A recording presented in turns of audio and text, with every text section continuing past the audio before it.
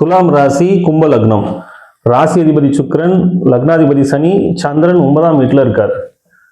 So துலாம் ராசின்னு சொன்னாலே அவங்களுக்கு ஒரு வேகம் இருக்கும், ஒரு மூர்க்கத்தனம் இருக்கும். எந்த ஒரு விஷயத்தையும் சாஃப்டாக ஹேண்டில் பண்ண மாட்டாங்க. ஒரு மூர்க்கத்தனம் இருக்கும், பிடிவாத குணம் இருக்கும், அவசர புத்தி இருக்கும். அவசர அவசரமாக ஒரு விஷயத்த செஞ்சுட்டு பின்னாடி உட்காந்து ஃபீல் பண்ணுவாங்க. மற்றவங்களை டாமினேட் பண்ணுவாங்க. அதாவது இவங்க என்ன ஒரு விஷயம் சொல்கிறாங்களோ அதை மற்றவங்க கேட்கணும். இவங்க என்ன ஒரு விஷயம் சொல்கிறாங்களோ அது சரி, அதை மற்றவங்க ஏற்றுக்கணும். அதே நேரத்தில் இவங்கள வந்து யாராவது டாமினேட் பண்ணால் இவங்களுக்கு சமக்கம் வரும். நிறைய சுற்றி பார்க்கணும்னு நினைப்பாங்க, லைஃப்பை என்ஜாய் பண்ணணும்னு நினைப்பாங்க, இயற்கையான சூழலில் அதிகமாக இருக்கணும்னு நினைப்பாங்க, ஃபேமிலி கூட ஃப்ரெண்ட்ஸ் கூட நிறைய ட்ராவல் பண்ணிகிட்டே இருக்கணும்னு நினைப்பாங்க. இவங்க மோஸ்ட்டாக வந்து ட்ராவல் பண்ணணும், லைஃப்பை என்ஜாய் பண்ணணும், இதுதான் அவங்களுடைய பெரிய லைஃப் டைம் அச்சீவ்மெண்ட்டாகவே அவங்க நினைப்பாங்க. இருக்க குணம் அதிகமாக இருக்கும், நிறைய பேருக்கு நிறைய உதவி பண்ணுவாங்க. ஒரு நியாயத்துக்காக போராடக்கூடிய குணம் இவங்ககிட்ட நிறையவே இருக்கும். நியாயத்து பக்கம் நிற்கக்கூடியவங்க, மெஜாரிட்டி பக்கம் நின்று பேசக்கூடியவங்க, தன்னுடைய பெருமையை வெளியில் பேசக்கூடியவங்க. அதாவது ஒருத்தவங்க ஒரு விஷயம் செஞ்சுட்டாங்கன்னா அதை விட சிறப்பாக என்னால் செய்ய முடியும்னு செஞ்சு காமிச்சு, பாத்தியா என்னால் முடியுது பாத்தியா அப்படின்னு சொல்லி அதை ப்ரூவ் பண்ணணும்னு நினைப்பாங்க. கும்ப லக்னம் செய்கிறதுனால மனசளவில் ஒரு நிதானம் இருக்கும். வேணாம், அமைதியாக இருப்போம், இப்போ நம்ம எதுவும் செயல்படுத்தக்கூடாது அப்படின்னு நினைப்பாங்க. பட் ப்ராக்டிக்கலாக அவங்களால முடியாது, உடனே செஞ்சுருவாங்க. மனசு வேணாம் வேணாம்னு சொல்லிக்கிட்டே இருக்கும், சொல்லும் போதே டக்குன்னு இவங்க செஞ்சுருவாங்க. எந்த ஒரு செயலாக இருந்தாலும், இவங்க பேசுகிற பேச்சாக இருந்தாலும் கூட. வெளியில இருந்து பார்க்குறவங்களுக்கு இவங்க ரொம்ப கோவமா பேசுறாங்கன்னு தெரியும். மனசுக்குள்ள வந்து அந்த கோவத்தை வந்து கண்ட்ரோல் பண்ண நினைப்பாங்க, ஆனா முடியாது இவங்களால.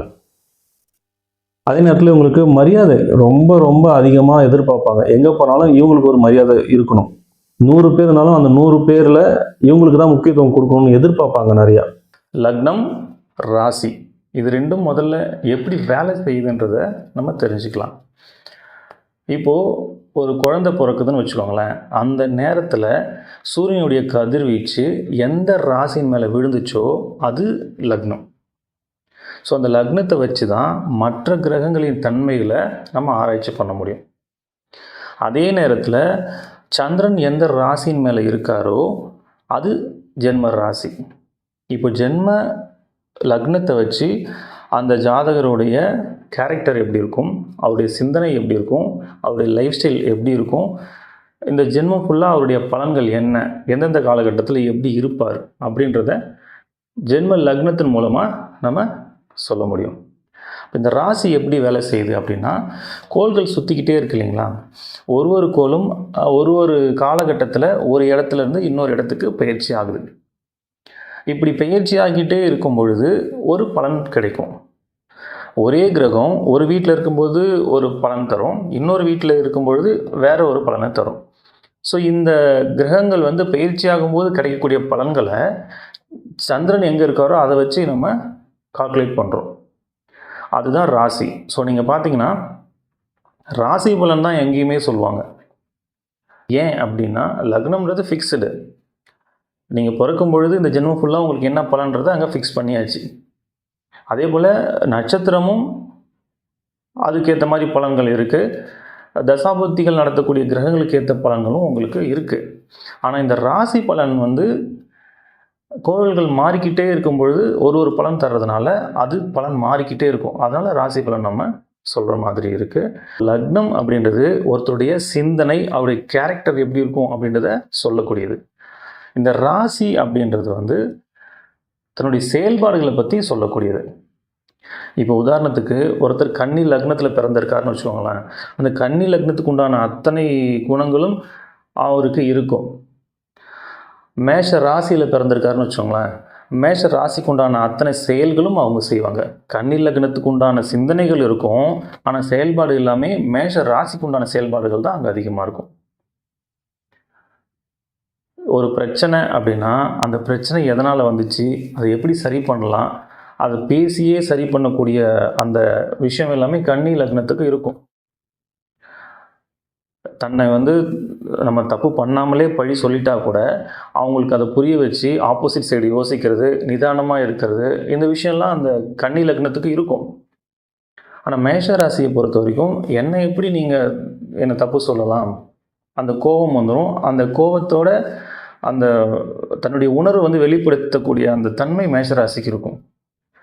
ஸோ மனசில் பார்த்திங்கன்னா அவங்க நிதானமாக தான் இருப்பாங்க. நம்ம வந்து அவங்கள கேட்கணும், அவங்க சைடு நம்ம என்ன நியாயத்தை கேட்கணும், அவங்க சைடு யோசிக்கணும்லாம் இருக்கும். ஆனால் செயல்படும் பார்த்தா அந்த டைமில் டக்குன்னு கோவப்பட்டுருவாங்க. அப்புறமா யோசிப்பாங்க, நம்ம வந்து இந்த மாதிரி பேசியிருக்கக்கூடாது, நம்ம பொறுமையாக இருந்திருக்கணும். ஸோ இந்த டிஃப்ரென்ஸ் வர்றதுக்கு காரணம் லக்னமும் ராசியும் கிளாஷ் ஆகுது. இப்போது ஒருத்தரை நம்ம பார்க்குறோன்னா அவருடைய கேரக்டர் என்ன, அவர் என்ன சிந்திக்கிறார், அவர் மனசில் என்ன நினைக்கிறாரு அப்படின்றத நம்ம ஈஸியாக புரிஞ்சிக்க முடியாது. அவர் என்ன செயல் செய்கிறாரோ இதை வச்சு தான் அவரை நம்ம ஒரு கேரக்டர்னு நினச்சிக்குவோம். எப்போவுமே நம்ம செய்கிற செயல்களை நம்மளால் புரிஞ்சிக்க முடியாது. நம்முடைய சிந்தனைகளை நம்ம புரிஞ்சுக்குவோம், நம்ம என்ன நினைக்கிறோன்றது நமக்கு தெரியும். ஆனால் நம்ம என்ன செய்கிறோம், நம்முடைய செயல்பாடு எப்படி இருக்குது அப்படின்றத நம்மளால் அவ்வளோ சீக்கிரம் அனலைஸ் பண்ண முடியாது. லக்னத்தின்படி நம்முடைய கேரக்டர் என்ன, ராசியின்படி நம்ம என்ன செயல்பாடுகள் செய்வோம், இது ரெண்டையும் நம்ம தெளிவாக புரிஞ்சுக்கிட்டோம் அப்படின்னா நம்மளை அனலைஸ் பண்ணுறது ஈஸி, லைஃப் ஈஸியாக கொண்டு போக முடியும். லக்னத்திலேருந்து 9ஆம் வீட்டில் சந்திரன் இருக்கார். சந்திரன் இருக்கிற இடத்த பொறுத்து பலன் சொன்னோம்னா நிறைய விதிகள் இருக்குது, விதி விலக்குகளும் இருக்குது. இங்கே முக்கியமாக சொல்லணும்னா தந்தையை பற்றி சொல்லணும். இங்கே தந்தையோ இல்லை தந்தை ஸ்தானத்தில் இருக்கிறவங்களோ அவங்களால இவங்களுக்கு எந்த ஆதாயமும் இருக்காது. இவங்களால அவங்களுக்கோ இல்லை அவங்களால இவங்களுக்கோ பிரச்சனைகள் ஏற்படக்கூடிய வாய்ப்புகள் அதிகமாக இருக்கும். இது பொதுவான விதி. மற்ற கிரகங்களை பொறுத்தும் சந்திரனுடைய நிலையை பொறுத்தும் இந்த பலன்கள் மாறக்கூடிய வாய்ப்புகள் அதிகம். அதாவது சந்திரன் வந்து வளர்பிரியா இருந்தால் நல்ல பலனும், தேய்பிரியா இருந்தால் கெடுபலனும் தருவார்னு சொல்லியிருக்காங்க. உங்கள் ஜாதகத்தில் சந்திரனுடைய நிலையை பற்றி தெரிஞ்சுக்கணும்னா சந்திரன்லேருந்து 7ஆம் வீடு மேஷம், இங்கே சூரியன் இருந்தார்னா இது பௌர்ணமி சந்திரன். சந்திரன் கூடவே சூரியன் இருந்தால் அது அமாவாசை. ரிஷபத்திலிருந்து கன்னி வரைக்கும் இங்கே எங்கேயாவது சூரியன் இருந்தார்னா அது வளர்பிறை சந்திரன். விருச்சகத்திலிருந்து மீனம் வரைக்கும் இங்கே எங்கேயாவது சூரியன் இருந்தார்னா அது தேய்பிரை சந்திரன். ஒருவேளை உங்களுக்கு தேய்பிரை சந்திரன் இருக்குன்னா அதுக்காக நீங்கள் கவலைப்பட தேவையில்லை. தேய்பிரை சந்திரனை பார்த்து நீங்கள் பயப்படலாம் வேண்டாம். இப்போ ஒரு ஜாதகத்தில் லக்னாதிபதி எப்படி இருக்காரு, நட்சத்திர அதிபதி எப்படி இருக்காரு, குரு எப்படி இருக்காரு, உங்களுக்கு தசாபதிகள் நடத்தக்கூடிய கிரகங்கள் எப்படி இருக்குது, ஸோ இதெல்லாம் பார்த்து இப்போ எந்தெந்த கிரகங்கள் சேர்க்கை இருக்குது, அது மூலமாக என்ன பலன் வருது, இப்படிலாம் நிறைய நம்ம ஆராய்ச்சி பண்ணும்பொழுது உங்களுக்கு பலன்கள் மாறும். பொதுவாக வந்து சந்திரன் தேய்பிரையில் இருந்தால் சில சங்கடமான நிகழ்வுகள் நடக்கும்ன்றது அது பொது விதி, அவ்வளோதான். அது எல்லாருக்கும் நடந்தே தீரணும்னு கட்டாயம்லாம் இல்லை. அதுக்காக அது ஒரு பெரிய விஷயமா நினச்சி நீங்கள் கவலைப்பட தேவையில்லை. நீங்கள் ஒரு ஜாதகம் பார்க்க போகிறீங்கன்னா அதில் நல்ல பலனும் சொல்லுவாங்க, கெட்ட பலனும் சொல்லுவாங்க. எவ்வளோ பெரிய நல்ல ஜாதகமாக இருந்தாலும் அதில் கெட்ட பலனும் ஒன்று இருக்கும், எவ்வளோ கெட்ட ஜாதகமாக இருந்தாலும் அதில் நல்ல பலன்களும் இருக்கும். நல்ல பலன்களை சொல்லும்பொழுது எப்போவுமே நமக்கு மோட்டிவேஷனாக தான் இருக்கும். அதே கெடுபலன் சொல்லிட்டாங்கன்னா அதை ஹேண்டில் பண்ண முடியாமல் ப்ரெஷரில் மாட்டிக்கிட்டு அதை செய்யணும்னு நினச்ச விஷயத்த செய்ய முடியாமல் அவங்க லைஃப் ஸ்டைலே மாறி போய் சைக்காலஜிக்கலாக ஒரு பெரிய ப்ராப்ளத்தில் மாட்டிக்கிறாங்க. ஸோ இந்த நேரத்தில் நம்ம எப்படி ஹேண்டில் பண்ணணும், நமக்கு ஒரு கெடுபலன்னு சொல்லிட்டாங்கன்னா அதை நம்ம எப்படி ஹேண்டில் பண்ணணும், அதை முதல்ல நம்ம கற்றுக்கணும். இப்போது நீங்கள் ஒரு ஜாதகம் பார்க்க போகிறீங்க, ஒரு வீடு கட்டவோ இல்லை ஒரு கல்யாணத்துக்காகவோ இல்லை ஒரு பிஸ்னஸ் ஸ்டார்ட் பண்ணுறதுக்காகவோ இல்லை ஏதோ ஒரு முக்கிய முடிவு எடுக்கிறதுக்காக நீங்கள் ஜாதகம் பார்க்க போகிறீங்க. அவங்க வந்து உங்களுக்கு 2 வருஷம் நேரம் சரியில்லைன்னு சொல்லிட்டாங்கன்னு வச்சுக்கோங்களேன். இப்போ இந்த நேரத்தில் சில பேர் என்ன பண்ணுவாங்கன்னா, இந்த 2 வருஷம் நமக்கு நேரம் சரியில்லை, அந்த 2 வருஷம் நம்ம எதையுமே பண்ணக்கூடாதுன்னு ஒதுக்கி வச்சுருவாங்க.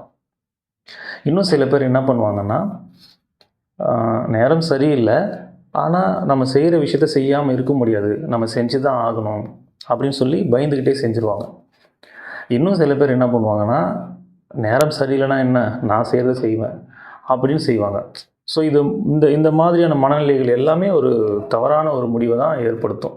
இதை எப்படி ஹேண்டில் பண்ணணும் அப்படின்னா, இப்போது 2 வருஷம் நம்ம நேரம் சரியில்லைன்றதுனால எதையுமே செய்யாமல் 2 வருஷம் கழித்து நமக்கு நேரம் நல்லா இருக்கும் பொழுது நம்ம ஒரு செயலை செய்ய போகிறோம், ஒரு பிஸ்னஸ் ஸ்டார்ட் பண்ணுறோம் அப்படின்னா அங்கே 1000 ரூபாய்க்கு உழைச்சிங்கன்னா அந்த 1000 ரூபாய் உங்களுக்கு கிடைக்கும். ஆனால் அந்த 2 வருஷம் சும்மா இல்லாமல் நீங்கள் உங்களுடைய உழைப்பு அதில் போடுறீங்க, 2 வருஷம் கழித்து உங்களுக்கு டைம் மாறுது அப்படின்னா இந்த உழைப்பு நீங்கள் இதில் போடுறீங்க இல்லையா, அந்த உழைப்பு போடும் பொழுது 1000 ரூபாய்க்கு உழைப்பு போடுறீங்க, 10 ரூபாய் தான் கிடைக்கிது. அப்போ அந்த நேரம் மாறுற வரைக்கும் அதை நீங்கள் ரன் பண்ணி கொண்டு வரணும்ல. இப்போ 10 ரூபாய் தான் கிடைக்குதுன்னா உங்களால் அந்த பிஸ்னஸே ரன் பண்ண முடியாமல் அதை நம்ம ஷட் டவுன் பண்ணிட்டு போகிற மாதிரியான சூழல் உருவாகிடும்ல. அப்போ இது மாதிரி நம்ம செய்ய முடியாது. அப்போ என்ன செய்யணும்னா, இந்த 2 வருஷம் சும்மா இருக்க முடியாது, அதுக்கு நம்ம ஒரு பிஸ்னஸ் ஸ்டார்ட் பண்ண போகிறோன்னா அதில் பெருசாக பாதிப்பு ஏற்படாத மாதிரி நம்ம பரிகாரங்கள் பண்ணிக்கலாம். இப்போ பரிகாரம் பண்ணுறதுனால சுத்தமாக நமக்கு அது நஷ்டமே ஆகாதான்னா கண்டிப்பாக நஷ்டங்கள் இருக்கும். கெட்ட நேரத்தில் நமக்கு ஒரு கெட்டது நடக்கணும்னா அதை தவிர்க்கவே முடியாது. ஆனால் ரூ. 1000க்கு நீங்கள் உழைக்கிறீங்க, ரூ. 10 தான் உங்களுக்கு கிடைக்குன்ற இடத்துல பரிகாரம் பண்ணிவிட்டு நீங்கள் அந்த விஷயத்தை செய்யும்பொழுது ஒரு ரூ. 100 கிடைக்கும். ஸோ அந்த நல்ல நேரம் வர்ற வரைக்கும் உங்களால் அதை ரன் பண்ணி கொண்டு போக முடியும். ஆனால் அதுக்கப்புறம் நீங்கள் உழைச்ச உழைப்பு இருக்கு இல்லையா, இங்கே நீங்கள் என்னென்ன உழைப்பெல்லாம் உங்களுக்கு வீணாக போச்சோ, எவ்வளோ நஷ்டமாச்சோ அதை விட பல மடங்கு இங்கே திரும்ப கிடைக்கும். இப்போ நிறைய பேர் நேரம் சரியில்லைன்ற ஒரு காரணத்தினால எதையுமே செய்யாமல் விட்டுறாங்க. ஸோ அந்த மாதிரி இருக்கக்கூடாதுன்றதுக்காக நான் சொல்கிறேன், நீங்கள் கட்டாயம் செய்யுங்க. அந்த உழைப்பு அந்த நேரத்தில் பலன் தரலனாலும் உங்களுக்கு நேரம் மாறும் பொழுது பல மடங்கு திரும்ப கிடைக்கும்.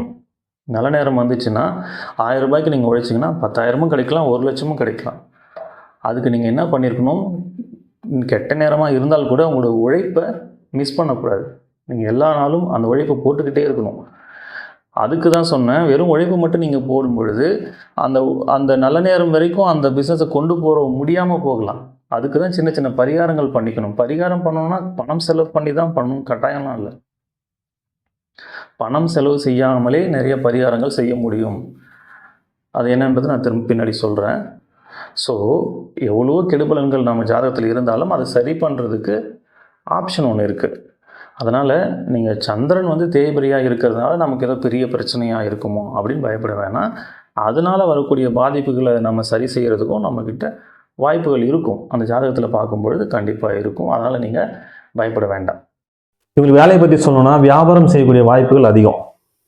அதே போல் இரும்பு சார்ந்த வேலைகள் செய்கிற வாய்ப்புகள், ட்ராவல் பண்ணுற மாதிரியான வேலைகள் செய்கிறதும் ரொம்ப நல்லாயிருக்கும். மார்க்கெட்டிங்கில் இருக்கிறது, செகண்ட் ஹேண்ட் சேல்ஸ் பண்ணுறது, மோட்டார் லைனில் இருக்கக்கூடிய செகண்ட் ஹேண்ட் சேல்ஸ் பண்ணுறது, 2 வீலரு, காரு, லாரி, பஸ் அந்த மாதிரி எல்லாத்தையும் செகண்ட் ஹேண்ட் சேல்ஸ் பண்ணுறது இவங்களுக்கு ரொம்ப சிறப்பாக இருக்கும். அதே மாதிரி அழகு சார்ந்த பொருட்கள், வாசனை திரவியங்கள், அலங்கார பொருட்கள், பூக்கள் சம்பந்தப்பட்டது, பொழுதுபோக்கு சார்ந்த வேலைகள் செய்யக்கூடிய வாய்ப்புகள் இவங்களுக்கு அதிகமாக கிடைக்கும். திருமணத்தை பொறுத்த வரைக்கும் இவங்க நிச்சயமா இவங்களுடைய கணவனோ மனைவியோ அவங்கள ரொம்ப டாமினேட் பண்ணுவாங்க. இவங்க டாமினேட் பண்ணுறது குறைக்கணும். இவங்களுடைய கோபத்தை நிச்சயமா குறைக்கணும். ஏன்னா இவங்களுடைய கணவனோ மனைவியோ அவங்கள இவங்க ரொம்ப நல்லா பார்த்துப்பாங்க. ஆனால் நம்ம ரொம்ப நல்லா பார்த்துக்கிறோம் அப்படின்ற அந்த பெருமை இவங்ககிட்ட இருந்துக்கிட்டே இருக்கும். ஸோ அந்த பெருமை இல்லாமல் கோபத்தை குறைச்சி திருமண வாழ்க்கையில் ரொம்ப சிறப்பாக வாழக்கூடிய அமைப்பு இருக்குது. இது பொது பலன் தான். மற்ற கிரகங்களின் அடிப்படையில் பலன்கள் மாறக்கூடிய வாய்ப்புகள் அதிகம். ஸோ உங்கள் லைஃப்பில் நிறைய ப்ராப்ளத்தை குறைக்கணும்னு நினச்சிங்கன்னா நம்ம சொல்லக்கூடிய எளிய முறை பரிகாரங்களை நீங்கள் வீட்டிலே செய்யுங்க. நிச்சயமாக பிரச்சனைகள் குறையும். பரிகாரம் ஏன் சார் பண்ணணும்? பரிகாரம் பண்ணால் பிரச்சனை தீர்ந்துருமா? நிச்சயமாக தீராது. இப்போது நம்ம ஜாதகத்தில் இருக்கக்கூடிய நல்ல பலன்களை நம்ம அனுபவித்து தான் தீரணும். அதே போல் கெடு பலன்களையும் கட்டாயம் அனுபவிக்கணும். அதுக்கு தான் பிறந்திருக்கோம். அப்புறம் இதுக்கு பரிகாரம் பண்ணணும். பரிகாரம் பண்ணால் அந்த பிரச்சனையினால் ஏற்படக்கூடிய விளைவுகளை குறைக்க முடியும். அந்த பிரச்சனையை ஃபேஸ் பண்ண முடியும். அந்த பிரச்சனையை கடந்து போகிறதுக்கான வழிகள் நமக்கு கிடைக்கும். எப்போவுமே நம்ம பிரச்சனையை பார்த்து பயப்பட மாட்டோம். அந்த பிரச்சனையினால் ஏற்படக்கூடிய விளைவுகளை நினச்சி தான் நம்ம பயப்படுவோம். அந்த விளைவுகள் தான் நமக்கு சிரமத்தை கொடுக்கும். இப்போ உதாரணத்துக்கு, இப்போ இந்த உதாரணம் நான் நிறைய இடத்துல சொல்லியிருக்கேன். இருந்தாலும் எளிமையாக இருக்கிறதுனால நான் திரும்பவும் இதையே சொல்கிறேன். இப்போ நம்ம கீழே விழுந்துட்டோம் அப்படின்னா, கீழே விழுறோம் அப்படின்றது ஒரு பிரச்சனை தான். கீழே விழுந்தால் நமக்கு அடிபடாது, வலிக்காதுன்னா கீழே விழுறதை நினச்சி நம்ம ஏன் பயப்பட போகிறோம்? இப்போ கீழே விழுறது ஒரு நிகழ்வு, ஒரு பிரச்சனைன்னு வச்சுக்கலாம். ஆனால் அதனுடைய விளைவு எப்படி இருக்கலாம்? ஒன்றுமே நடக்காமல் நம்ம எழுந்துடலாம், இல்லை கை காலில் முறிவு ஏற்படலாம், இல்லை 6 மாதம் படுத்த படுக்கையாக இருக்கலாம், இல்லை உயிர் போகிற அளவு கூட பாதிப்பு ஏற்படலாம். அப்போது கீழே விழுறது ஒரு பிரச்சனை, ஆனால் அதோடைய விளைவுகள் மாறிக்கிட்டே இருக்கு இல்லையா? இப்போ நம்ம பரிகாரம் பண்ணுறதுனால என்ன நடக்கும்னா, அந்த கீழே விழுற பிரச்சனையை நம்ம தவிர்க்க முடியாது, ஆனால் அதனால் ஏற்படக்கூடிய பாதிப்பை நம்ம குறைக்க முடியும்.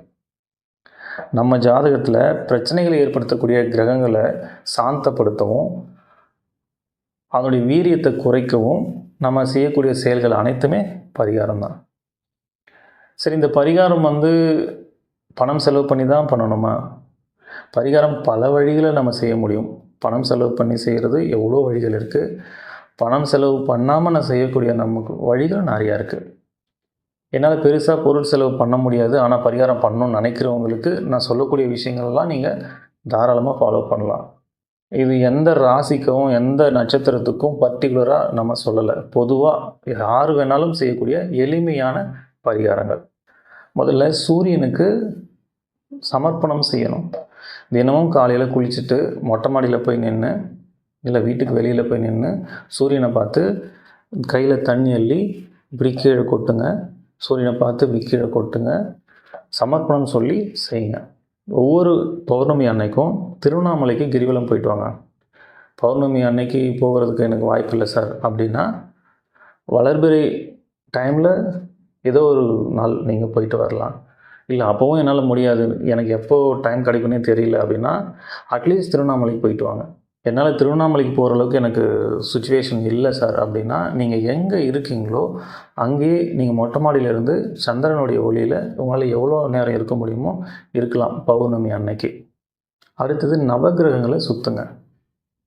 இந்த நவகிரகங்கள் சனிக்கிழமையில் சுற்றுறது சிறப்பு. ஏன் சனிக்கிழமையில் சுற்றணும் அப்படின்னா, ஒவ்வொரு நாளும் சூரியன் உதிக்கிற நேரத்தில் எந்த கிரகங்களுடைய கதிர்வீச்சு பூமி மேலே படுதோ அந்த கிரகத்தினுடைய ஆதிக்கம் அந்த நாளில் இருக்கும். அப்படி தான் நம்முடைய வாரங்கள் இருக்கும். தமிழ் வாரங்கள் 7 நாள் வருது இல்லைங்களா? 7 நாளுமே ஒரு கிரகத்தின் ஆதிக்கம் அங்கே அதிகமாக இருக்கும். அதுபோல் சனி பகவானுடைய ஆதிக்கம் சனிக்கிழமைகளில் அதிகமாக இருக்கும். சனி கிரகத்திலேருந்து வரக்கூடிய கதிர்வீச்சுகள் மூலமாக நமக்கு பலன்கள் கிடைக்கும். பூமியிலேருந்து சனி கிரகம் ரொம்ப தொலைவில் இருக்கிறதுனால இடைப்பட்ட தூரத்தில் இருக்கக்கூடிய கிரகங்கள் அதனுடைய கதிர்வீச்சையும் அதனுடைய பலன்களையும் நம்ம பெறக்கூடிய வாய்ப்புகள் சனிக்கிழமைகளில் அதிகமாக இருக்கும்.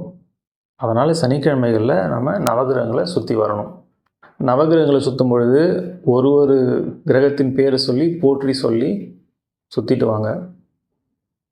சூரிய பகவானை போற்றி, சந்திர பகவானை போற்றி, செவ்வாய் பகவானை போற்றி, புத பகவானை போற்றி, குரு பகவானை போற்றி, சுக்கிர பகவானை போற்றி, சனி பகவானை போற்றி 7 சுற்று கிளாக் வைஸ் சுற்றணும். எதிர் திசையில் 2 சுற்று சுற்றணும். ராகு பகவானை போற்றி, கேது பகவானை போற்றி சனிக்கிழமைகளில் நவகிரகங்களை சுற்றிட்டு வாங்க. வயசானவங்களை நீங்கள் ரோட்டில் ஆதரவு இல்லாமல் இருக்கிற வயசானவங்களை பார்த்தீங்கன்னா அவங்களுக்கு சாப்பாடு வாங்கி கொடுங்க. அவங்கள பார்க்கணுன்றதுக்காகவே நீங்கள் சாப்பாடு வாங்கிட்டு போய் கொடுத்தீங்கன்னா இன்னும் சிறப்பு. அவங்களுக்கு செஞ்சால் நமக்கு புண்ணியம் நினச்சி தயவு செஞ்சு செய்யாதீங்க. அவங்களுக்கு பசிக்கும், அவங்க பசி ஆற்றணும் அப்படின்ற எண்ணத்தில் நீங்கள் அந்த சாப்பாடை வாங்கி கொடுங்க. மாற்றுத்திறனாளிகள் இருந்தாங்கன்னா அவங்களுக்கு உடல் உழைப்பை கொடுங்க. பணம் செலவு பண்ணுறதை விட நம் உடல் உழைப்பு அதிகமாக கொடுக்கறது தான் பலன்கள் அதிகமாக இருக்கும்.